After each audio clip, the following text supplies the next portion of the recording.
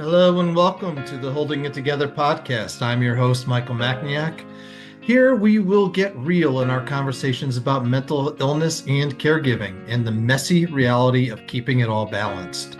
There's no sugarcoating, no clinical jargon, just real talk about the hospitalizations, medication battles, and the toll it takes on the home and everybody in it. This is for the parents, siblings, and partners who are doing the impossible every single day. Holding it together is a home for the overthinkers, the multitaskers, and anyone who's out there that's feeling like they're just one spilled cup of coffee away from a complete meltdown. Find us on YouTube at HitKinda, that is at HITKINDA, and subscribe. Like, follow, comment. I don't know, vent, throw rocks, tantrum, whatever you need to do today. Just make yourself feel better, but please follow us. I need to make sure that I send out a special apology to all of you who are watching us via video today because I messed up. I tried to convince my panel today that they were doing something wrong, and of course it turns out that I did something wrong. So please excuse the backward banner behind me. I was so proud to show off our new banner, and Sarah and Marielle got it right, and of course I did not. So best laid plans. I hope you will give me a pass for this week at least. Anyway, I hope you enjoyed this episode. Thank you very much for being here. Thank you for the work that you do for everybody else. Jamie was the kid who noticed everything. She was the one who rescued stray animals and remembered every birthday. But today, the only thing that Jamie notices is the gap, the agonizing space between her last hit and her next one. She's been through detox on countless occasions. To the system, Jamie is a success story because she's still alive, walking around and breathing. To her family, Jamie is a ghost. She's trapped in a loop of near-death experiences, temporary rescues, abuse, victimization, etc. I'm Mike Macniak. I'm the host here today of Holding It Together. We are stepping into the delicate intersection today of autonomy and suffering. When we look at the crisis of drug addiction and untreated mental illness, we often focus on clinical symptoms. But what about the person underneath? I want to explore today the harrowing ethical dilemma of intervention. At what point does a society's responsibility to save a life override the individual's right to live it? So we'll be discussing the thin line between compassion and control and how we define quality of life when the mind and the body and the chemical imbalances that we have are at war. This week, my panel consists of Sarah and Marielle, who you all met in our first week. And guys, this case of Jamie is one that has been perplexing to us in our office for a decade. I have to say, anecdotally, I think that this one particular person is by far the most addicted person I've ever met in my life. She, it's very sad and it's very scary what she's capable of putting into her body and what she's capable of doing to her body. It's also very sad and it's very scary how resilient her body can be. Um, we were introduced to Jamie by a psychiatrist, actually, one of the head honchos in the state of Connecticut. I don't want to mention any names, but he asked us to meet with the family because the family was struggling so mightily with the addiction as well as the underlying mental illness.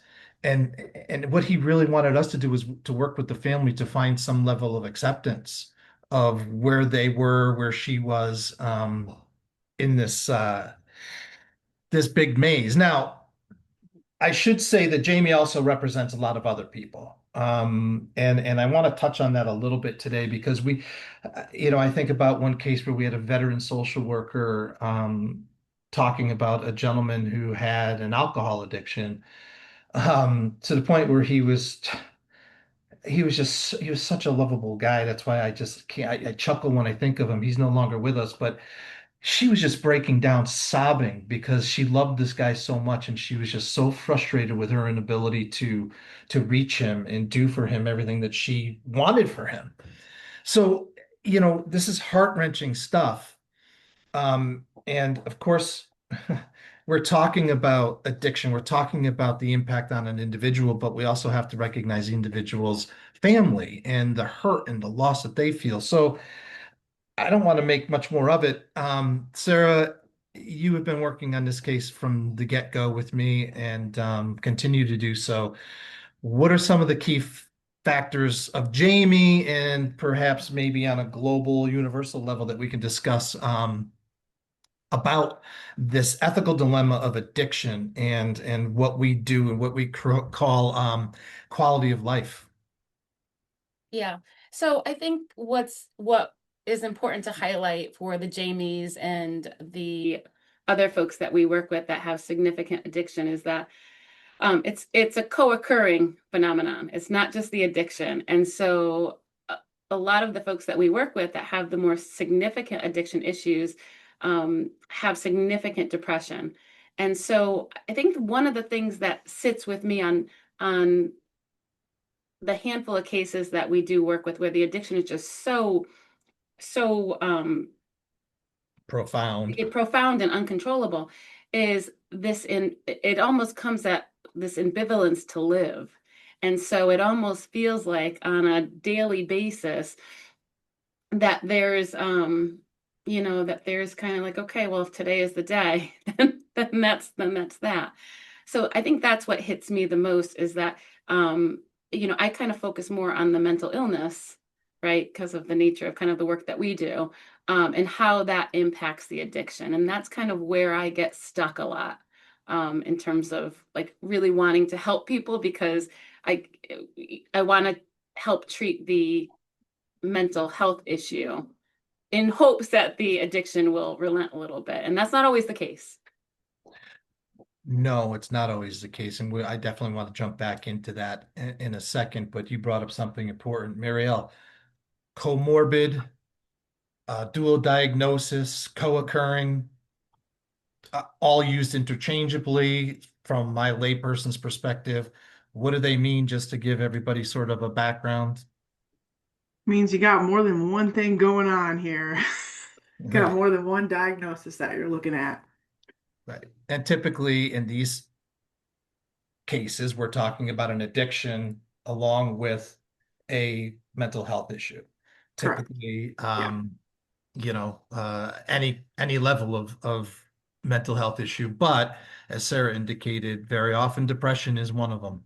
And that's a chicken or the egg kind of certainly a chicken or the egg discussion. What came first, the depression or the addiction, and vice versa. But we're not going to get into that biochemical thing today, and we're certainly not experts at that.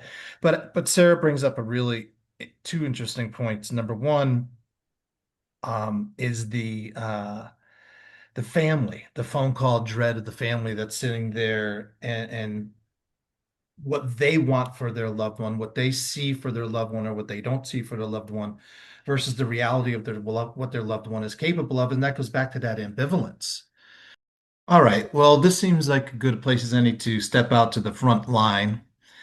The front line here is the space where theory ends and reality hits. It's those 2 o'clock in the morning phone calls, the hospital coffee in the waiting room in the hospital. It's the absolute exhaustion of trying to save someone you love while the world keeps on turning. This is what it looks like when a family becomes the only thing standing between a crisis and a catastrophe. I did a poll years ago asking family members to give me just a one-line blurb of their uh, perspective on their loved one's mental illness, and a lot of them were really heart-wrenching. But one of them that stuck out to me when I was just preparing for today's episode was the woman who said, "I wish my daughter would get arrested so that I would know that tonight she's safe, at least for the night, sleeping in a bed with the roof over her head." And that is just heartbreaking. Hmm. But it's a reality for a lot of these parents who are sitting there Hmm. waiting for the phone to ring, hoping the phone rings, but also dreading when the phone rings. Hmm. Um, and Sarah, you bring up a point that seems lately that I keep kind of trying to bring up, especially in this particular case, but also others that have we've dealt with addiction issues, and that is our system is really set up right now that when we have these comorbid issues, particularly the degree of addictions that we're talking about, it's really set up that we want to treat the addiction, try to stabilize and get the person clean. We'll talk about what that definition even means. Um, and then once the addiction is set up, then we can discharge them back into the community and hope that they have the wherewithal to stay clean and now work on their mental health aspect of the dual diagnosis. We do not have in place a system that seems to want to address both. Would you agree with that? Yeah, I would. I think the systems are very reactive instead of proactive. And I think, I think about that scenario, you spend 28 days in a program, okay? And you discharge out and, you get some referrals to maybe an outpatient program, you get some referrals to like an AA meeting, an NA meeting, but, typically there's nobody there walking you through the process, holding your hand, checking in with you. And I think that the system is finally catching up and knowing that that is needed, but it's very sporadic that you come in contact with a program that might have a navigator or someone who's going to follow up after that treatment program. And that's exactly where the person falls through the gaps of the system because they've done all this work to get clean and now they're right back in the same environment that they came from with all the same triggers, with all the same stressors, with sometimes the same level of depression or mental health issue that they came in with. So I think the safety net is surely broken for a lot of systems. So funny. We use that safety net analogy so many times, and I just go back to that. I think we said it last in our last episode, but a net is really nothing but a bunch of holes. Mm. In order for a net to work, it's got to have a whole ton of holes in it. That's no, and it's just God, people who don't struggle with addictions, Marielle, can't understand the power Mm. of the addiction over the person. And we sit back and say, geez, why don't they just pick themselves up by the bootstraps? Why don't they just get better and stop doing the drugs? Stop drinking, just stop. And then we have a system that, and I don't know if this is fair or not, but I'm going to say it anyways. We expect our loved ones to lower their expectations, as we said earlier, right? And then we also expect them to hold the bag, um, and deal with Jamie when she's on the outside, when she's supposedly getting the mental health treatment. So are we effectively offloading the cost of the public health onto the family and letting them absorb the private trauma? Hmm. I think it takes a village. I think we all have a piece in it. The providers, the family, the client. I think in order for everything to work, we've all got to show up. And I think that's an awesome answer. And what I wrote for myself here, I think this is that statement that I just made is it was too simple. It's too simple. It's a simplification of a very complicated set of circumstances. And you said it perfectly eloquently, without me having to be too verbose about it. So we'll leave it right at that. Yeah. Can I add something though? I feel like the family has the most to lose though in these situations. So as social workers, we may come across, four Jamies in a month. And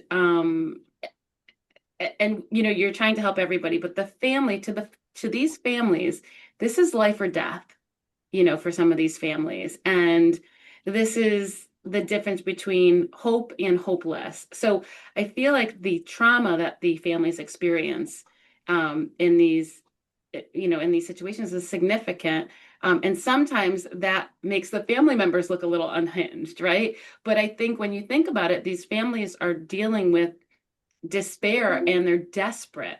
And I think what we need to remember as clinicians, social workers, nurses, is that this isn't a pain in the butt family member. This is a desperate family member. Yeah. Absolutely.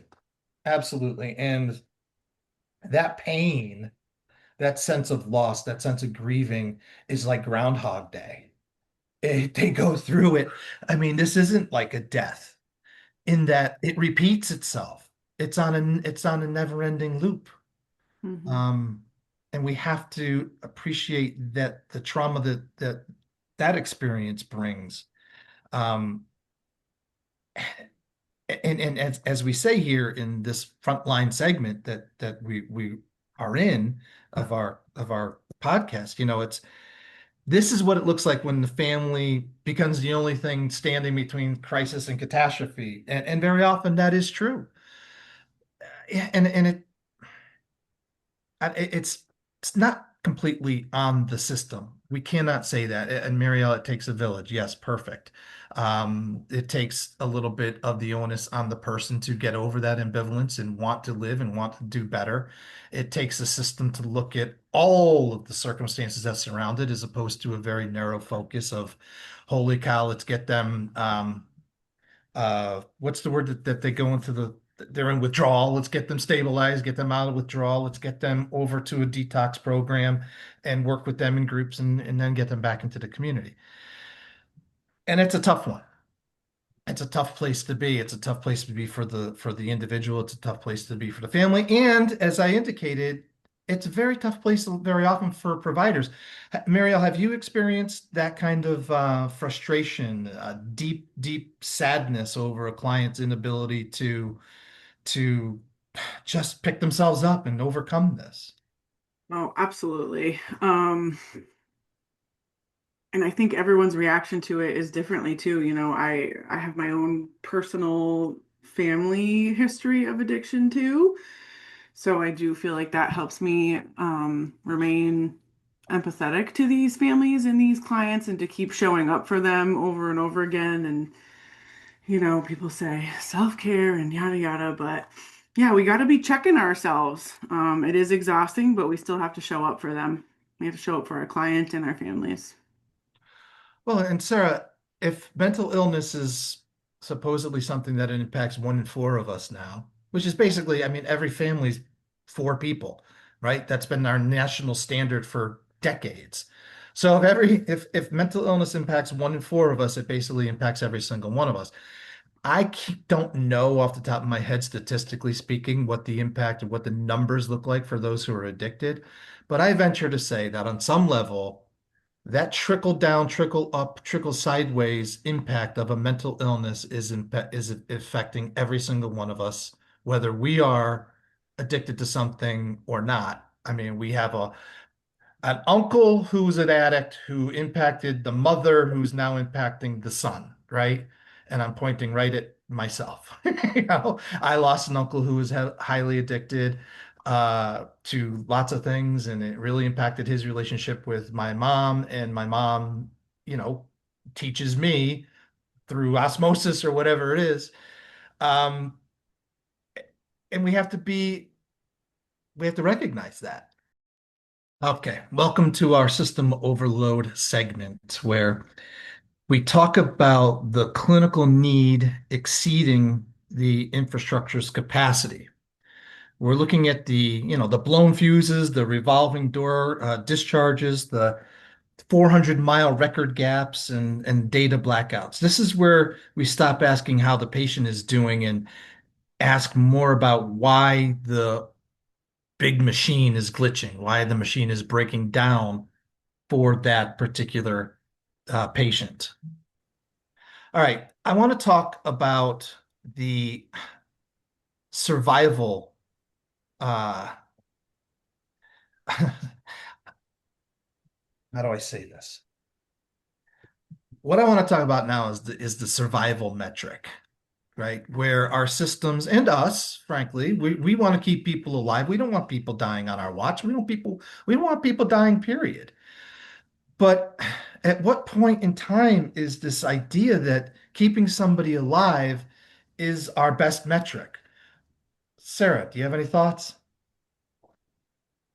I think that's one of the ethical dilemmas that we grapple um, on some of the folks that we work with, because do they have a right to go out and use and put themselves at risk on the streets and um, engage in all this risky behavior? I mean, yeah, they have the right to do that. I mean, yeah.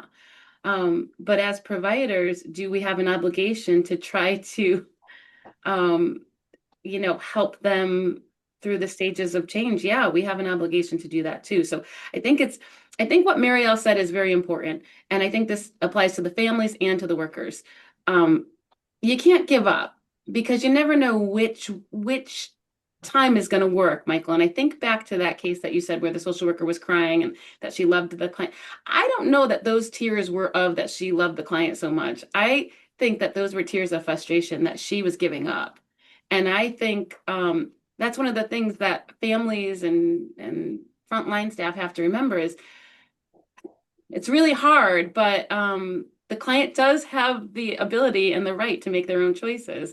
But we have the obligation to kind of stand and walk through that with them without judgment, um, but knowing that it's not our will. Like we have to let go of the control at some point too, and be the person who's kind of rolling with it, rolling with them in their resistance, Let and go that's and let really hard God, to do. Sarah. That's really hard to do It sometimes. is. It's why I was jokingly saying, let go and let God. Isn't that the triple Yes, like a like a like a yeah. AA motto? And it's Yeah. so hard. It's so hard to do. Yeah. Watching your loved one kill themselves slowly. It's a slow motion crash. And I don't know, man. That Just too, and I some get, families, can I just add something too? Some families um can't do that, and that's okay too. I mean, there's no right or wrong in any of this. Some families have to distance themselves because they can't watch the train, the train wreck, and that's where kind of providers can come in and well, okay. And Marielle, what does that guilt look like in a family? I mean, I can't deal with this. If I deal with it, it's just going to impact me and my family. Is that selfish of me or is that healthy of me? I feel like it depends on the family. Like some of them are like, nope, this is what I gotta do. I need to help them. That's my job. You have to look at like the cultural and the ethnic background too, and how that determines their view of like the family and what you do for your loved ones. And I've had families that are like, I want nothing to do with this until you're clean. I don't care. And then you have the other ones that can't set a boundary at all. And you just Yeah. got to meet them where they're at. Everyone's different. Yeah. And I guess to Sarah's point, there's no right answer. No. I mean, how many times have we seen somebody steal, rob their family blind because they're getting their drugs or their jewelry to buy the next hit? And the family just keeps going back to the well, whereas others, as you say, nope, you know what? You're not allowed in the house anymore. I Yep. don't care that it's the coldest winter we've seen in the Northeast in decades. I cannot bring the chaos that is you into this home. Um, and and our that's going beyond our system overload, right? That's going beyond what our system can even handle because our system um, is really, I think, and I could be wrong, Sarah, tell me if I'm wrong. We have people out there who are grossly psychotic that are making poor choices, right? And those people aren't listened to, okay? Or they are listened to and we couch that under choice, and we're going to get into this here in a bit. But when it comes to people who are addicted, to me, it feels that the inquiry is different. And I don't know if I said that in a way that even makes you understand what I'm getting at. It's like when we know a person has a mental illness, we almost have some degree of forgiveness of the Hmm. outlandish decisions that they're willing to make. But when people have an addiction, we're almost like, well, that's just the dumbest thing I ever heard in my life. What's the matter with you? We're not, and why do we go there? What is where does that come from? So I think it goes back to the whole pull them up by the bootstraps type of thinking, and that's an old school way of thinking. What I'm so happy about lately is that, and I really do think neuroscience is just going to explode in the next 10 years. But what I'm happy about is there's all sorts of research that's being done right now that shows that addiction really is not just a pull yourself up by the bootstraps issue. It really is linked to all sorts of stuff going on in the brain.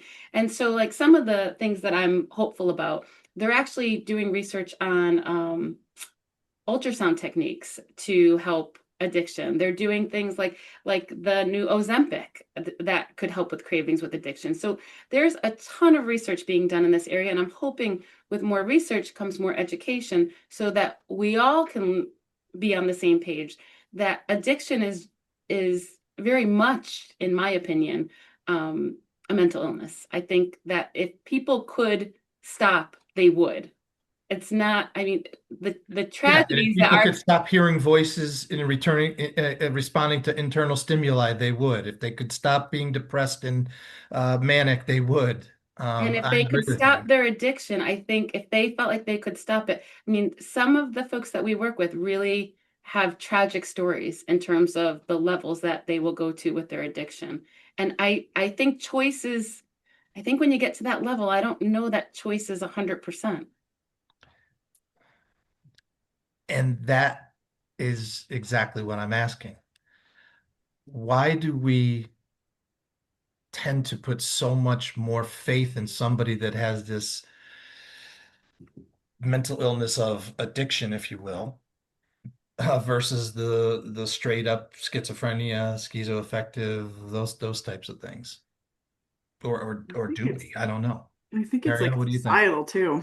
I What's think it's that? so, I said, I think it's societal too. I think it's so embedded in our society and like the whole just say no to drugs and the war on drugs and just that it's simple. I think things are shifting though. I think people are starting to understand it more and that it's more complex than just saying no, but it's just so embedded in our society. Well, I certainly think the conversation is shifting. People are talking, Yeah. but I don't know. I don't know that I see where the conversation is happening, and that's great because we've been around long enough in our generation, right, of doing this work. We've seen a shift in that conversation going from never happening to at least happening. So there's something, and it could be another 2, 3 decades before we have monumental change. Which, for those of us who are in this right now, that's not very reassuring, but it's something, and it's a hope. Um, but I still see where, for instance, in Connecticut, we have the Department of Mental Health and Addiction Services. Oh, and my dog has to bark and tell us all about what we're talking about. I can't hear So in you. Connecticut, we have the Department of Mental Health and Addiction Services. And I love he could go around, the door's open right here, but he chooses to sit at sit at the door that's not open and bark at people. Anyway, so in Connecticut, we have our Department of Mental Health and Addiction Services.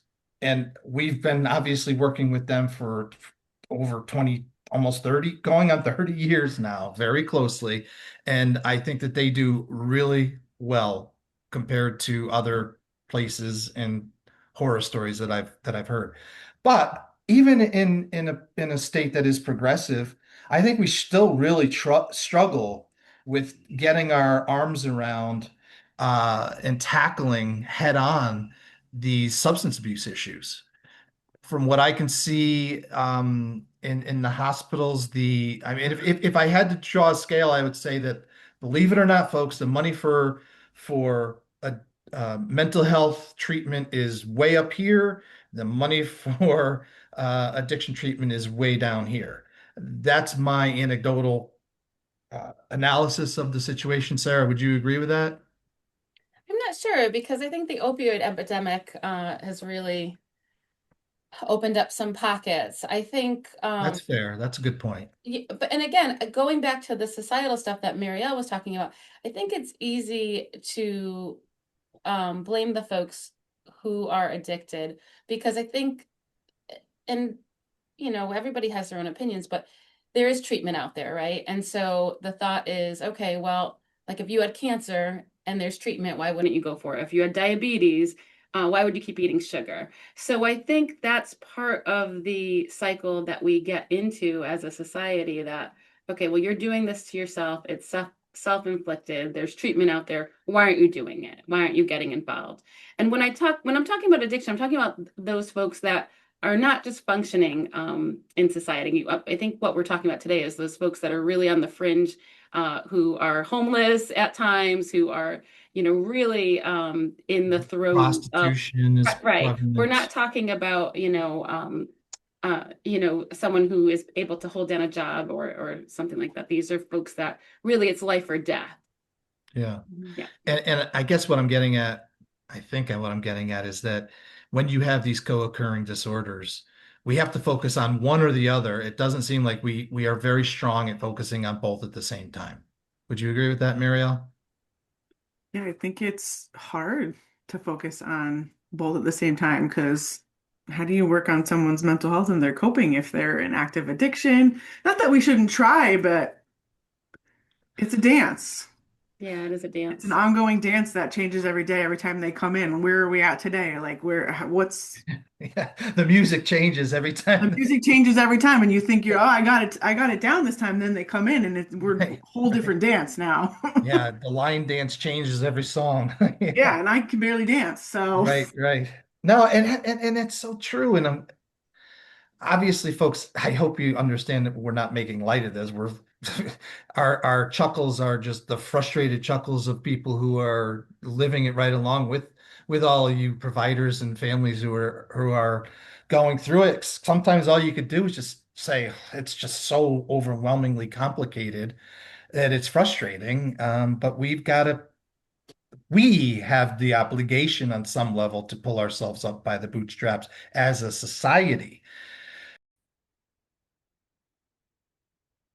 As you've seen, we often talk about this concept of a safety net, but now I want to look at the cracks. This is our segment that we call the cracks. These are the invisible lines where families lose their voice and patients lose their way, from rigid privacy barriers that prevent or isolate loved ones to financial abysses, which are always halting progress. We're asking, why are these gaps here and who is falling through them? In this segment, we stop looking at the person who fell and start inspecting the holes in the floor that they were forced to walk upon. But, and here comes the big but, because when we talk about cracks in the system, right, and we're not just talking about the net that's full of holes, we're talking about the cracks in the system that we either created or create themselves because of policy and procedure that are in place. And I think that one of the things that we have to recognize with what we've allowed to grow, as it relates to addiction is what we were talking about earlier, where we think that people who are only, that's in quotes, only addicted to drugs or alcohol should be able to make a better and more informed decision for themselves than people who are only or quite mentally ill in they're overcome with schizophrenia or whatever other severe and persistent mental illness we may be speaking of. And that's, as Sarah pointed out, that's not fair on the person who's struggling with severe addiction.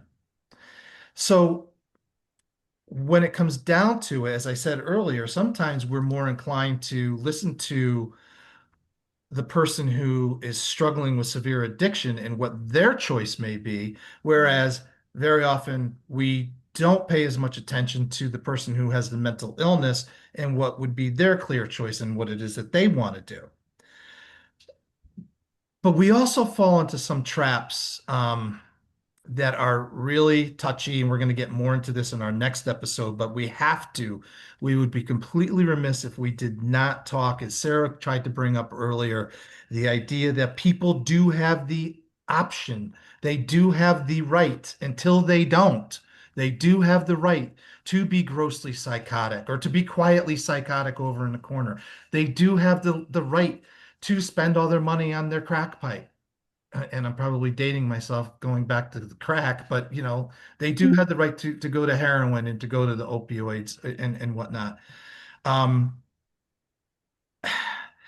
the real struggle for people in the communities, the real struggle for the families and the providers is, at what point does that respect for individual liberty become state sanctioned or society sanctioned neglect? Is there truly self-choice and free will, Sarah, if your self-choice and free will is dictated by everything you're doing because you are addicted to a drug? Well, I mean, like I said before, we're talking about the cases that are life or death right now. And so I think that most states have a mechanism, um, and it's called involuntary commitment. When that scale is tipped a little bit too far, I think the problem is that the layperson doesn't know how to use that tool as a life-saving mechanism. And so we as social workers know how to use that, and we do. And sometimes that gives the person the clarity, the 28 days or the 60 days of clarity to regroup. But I think that's where the struggle is, that's there's not a whole lot of options when you're feeling like it's life or death. All right, to be clear on two different things here. Number Okay. one, most states do have involuntary commitment statutes. I would agree with that. Um, I would also say that most states, most governments, most courts, most judges, most clerks in those courts, and most people working within the courts on a regular basis do not know how to use that and do not use it effectively. It's people are more afraid of it and think it's more of a hassle to use than what it's worth, so to speak. So there is that. We have experienced that, Sarah, and I think, have been very instrumental in helping our state to overcome some of that. Essentially, folks, what the issue is twofold. Number one, and you need to be able to show that there's a likelihood that the intervention is going to succeed. That is, if you involuntarily commit somebody, that it's more likely than not that it's going to succeed, which I think is a pretty easy burden to overcome.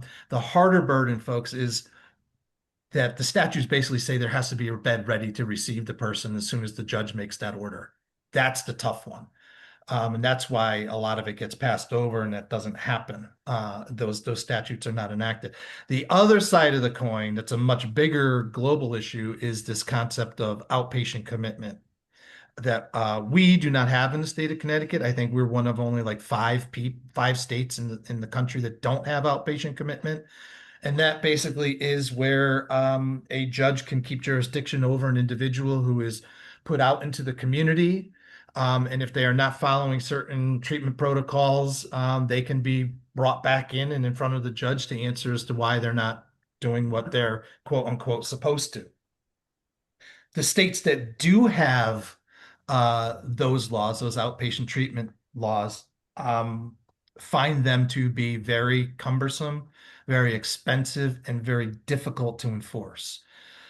So again, this is a technicality versus a practicality discussion because there may be laws on the books, but if we can't use them, what good are they? At the same time, we have to understand that there are personnel limitations to what's possible, what we can possibly achieve. So yeah, those would be great answers. Um, Mariel, how much experience do people typically get involved with, say, our ACT teams? And what is an ACT team? An hack team. is a very intensive outpatient team meant for, some of these clients that we're talking about that really need like weekly, daily, ongoing supports, hands-on engagement is the piece. It's really for these folks that are very difficult to engage, that often they're struggling with substance use. Mhm. The teams are pretty helpful, but yeah, the stuff we have in Connecticut and I think other states too, it is cumbersome. It is difficult to kind of get all of these stars aligned, is what I like to say. It's my saying. Not that it's impossible.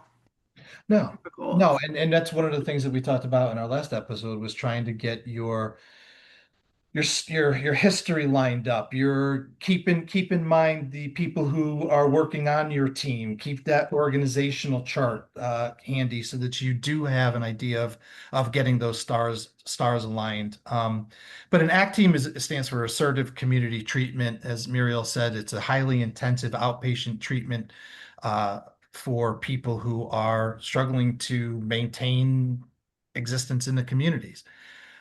Frankly, I don't know that the ACT teams can work very well with people who are highly addicted because the person who is highly addicted is not as inclined to be around to have those meetings. And it's not through any fault of the ACT team. I think they do much better with folks who are their primary issue is mental health. Sarah, would you agree with that? No. I was gonna I say would I not. wouldn't agree. I wouldn't agree. I It's would not not agree with reduction. I would not agree with that. Okay. Actually, the folks who have the co-occurring diagnoses typically go to the ACT team because they are the most difficult to engage. So I think the hallmark of the ACT team is that they're not going to wait for people to come in to see them. They're going to go out to the community. Yeah. So I think the ACT teams that we have in Connecticut are very successful in going out there and really, like I said before, rolling with resistance and helping that person try to get to at least to one step in the stage of change. But yeah, it's tedious work, but I do think the ACT teams are Well, and as a far great. as I know, ACT teams have become more or less universal. From what I've seen in my travels, most states have adopted some form of ACT um, in talking to people around the country, which is inspiring. And I guess I didn't mean it so much that they weren't working with co-occurring, obviously. What I meant was that it seems to me, and again, as a layperson, pinning down somebody who's out trying to find their drugs on a daily basis is a lot harder to do than it is to meet somebody or to have somebody come to or bring somebody to a doctor's appointment Sure. for their psych meds and things along those lines. Um, you're right. Most of the referrals that do go to the ACT teams are the co-occurring. I'm just curious about what their population balance looks like. Is it Mhm. more, which side of that scale is heavier? Is it the mental health or is it the addiction? And I don't know that any of Yeah, I us, don't know that. I mean, I'm sure somebody has the documentation on that, but the ACT team is definitely a resource that's available out there if you folks haven't already looked into what's available through your Department of Mental Health. Another option that we've discussed and that we use primarily, almost exclusively in our agency. I don't necessarily subscribe to it in all aspects of law, but there are limited conservatorships available, limited guardianships available, temporary emergency limited guardianships and conservatorships that the courts can help with in terms of getting somebody out there who can be really proactive in a real acute moment to try to jump on a situation to rectify it. Um, but, and please, folks, understand that having a guardian or a conservator in place is not the silver bullet that you're looking for. Um, I do entire seminars on this alone. Um, the answer is not going to be one person is going to come in and be our Superman. That just does not happen. And no conservator can fix some of the issues that we've raised here today and in other episodes. Um, so we kind of talked about at what point does respecting one's rights become neglectful. I don't know that there's an answer for that, and I don't think that it's fair to necessarily say that one is necessarily going to lead to the other. But it's an issue that comes up. It really does. So before I ask one last really kick in the butt question to you both, and I think I have an answer for it. Do you have any last words on this topic of addiction and coping and seeking help, Sarah? Yeah, I think, the one takeaway that I have, for family members is educate yourself. As you're advocating, educate yourself what services are available to you in the community. Go on your local DMIS websites or your state websites. Get familiar with the terminology for, assertive community treatment, community support programs. Like, Comorbid, right, coexisting. familiarize yourself so that when you are advocating, that you can advocate for specific things. You're going to be more successful asking for something specific than just generally saying, I need service.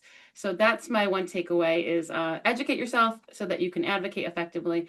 And I always say, if you don't feel like you're being heard, you always kind of pick it up a notch to the next level. And then the most important thing I think that our family members can do for themselves is to focus on their own self-care. And if that means getting a therapist, that means getting a therapist. If that means going to an Al-Anon support group, a NAMI support group, I mean, all of those things I think are super, super important so that we can keep our sanity as family members, right? So Yeah, what's that saying, charity begins at home? Is that, yeah, yeah, I yeah, mean, and yeah, you can't help others if you're hanging on by a thread. yeah. Well, like they say on the airplanes, help yourself to your oxygen mask before you try to help others, right? What do you Right. think, Marielle? I think Sarah put it all beautifully. And I just want to emphasize to be gentle on yourself. Recovery is not linear. You're going to make mistakes and not even mistakes because there's no right or wrong way. I think everyone's just figuring out, but just give yourself grace. Be gentle on yourself. Yeah, grace is hard to come by. All right, so I know that we kind of don't get into a lot of the details of clients, and we do that sort of on purpose. But this particular client and clients like her have been in and out of treatment. Uh, I mean, sometimes as much as 4, 5, 6 times a year into new facilities. I mean, this particular woman was living on the streets in New York City before her family pulled the right strings to get her home. Once they got her home, she has basically been working with us, for better or for worse, in and out of treatment facilities, and in and out of different kinds of treatments, hospitalizations. She has really learned how to work the system, how to get her drugs, how to seek drugs and get doctors to prescribe them. I mean, stealing, doing things that you just couldn't believe. So for the better part of, as I said, probably about 10 years, we have been working with Jamie and keeping her alive. We have been keeping her going from more or less from facility to facility to facility with about 2 years out of 10, I'm going to say, where she was really doing well in the community, um, in a program, in a structured program.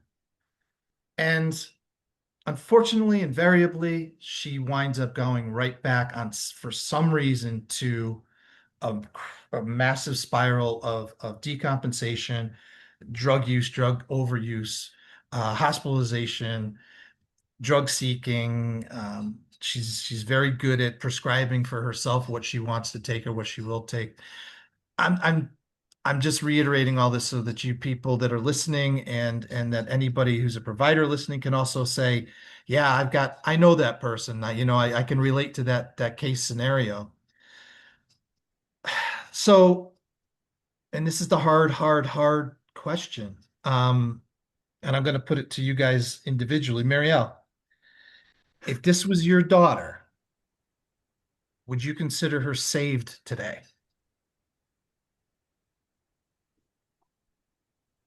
I don't know how to answer that. Would I consider her saved? I feel like she probably would have been dead by now if she wasn't with us. So I would consider that, of course, an improvement, based on how she was before she got involved with our agency. Yeah. Not saved, no, but this might be as far as Jamie can go. I don't know. I don't know the case too well. So, but I think we got to keep trying. Got to try 100 more times. It might Sarah? click. And I don't know that this is my own personal opinion. I don't know that we're in the business of saving people. We're in the business of guiding people. And so this isn't my journey. This is her journey and all the Jamies like her. So I don't look at it. So if this was my daughter, so that's why I take it as a social worker. If this was my daughter, I wouldn't be looking at it as that like that defined of like saved or not saved. It's kind of one day at a time. So I don't think, and I Yeah. don't know that our family members look at it as saved or not saved. I think it's more of the can I rest easy tonight and go to bed tonight Mhm. without the anxiety of the 3 a.m. phone call. And so that's if this was my daughter, that's how I would look at it. I would try to keep the hope. And I think that's the better question, Michael, is do I have It hope may be. today? Who do I have hope today? Yeah, I'm not suggesting that my question is perfect, and there may not be an answer. I mean, for me, and this is just, I guess, my cold-hearted, whatever you want to call it, way of looking at it, that when I look at quality of life, I find it very difficult to say that this person is saved and that the system's working for her. I find it very hard to say, and it's You know, horrible. you know what, Michael, in terms of all of the Jamies out there, I think the system is working for them because it gives them the ability to wake up and and have change possibly the next day. So I think because it may click, I mean, you talk to people who have had 20 years of addiction and that now they're in recovery. I mean, at what point, is enough enough? I don't think, I don't know. Gives them the opportunity to get to that point where it could click. Without that, they probably wouldn't be here today. Yeah. So, And void of the system, void of the supports, void of the family, I don't know that these folks would get the opportunity to have that new decision every morning, yep. I agree with you. I agree with you. I'm just saying, and we, you know, intelligent people should agree to disagree, even though it Yeah. doesn't seem like we could do that in our American society anymore. But we have to be able to have these discussions very openly and frankly about what it means to be alive as a functioning member of society and what our responsibilities as a society are. What onus we place on the individual, what onus we place on families, what onus we accept as a family, and what onus we place on ourselves and our systems as providers and professionals. I think it's all relevant. That's why I want to bring it up. And there is no right or wrong answer. So, as usual, thank you guys for being here this week. And I'm going to just give my final thoughts on Jamie and the case, and we will do this again.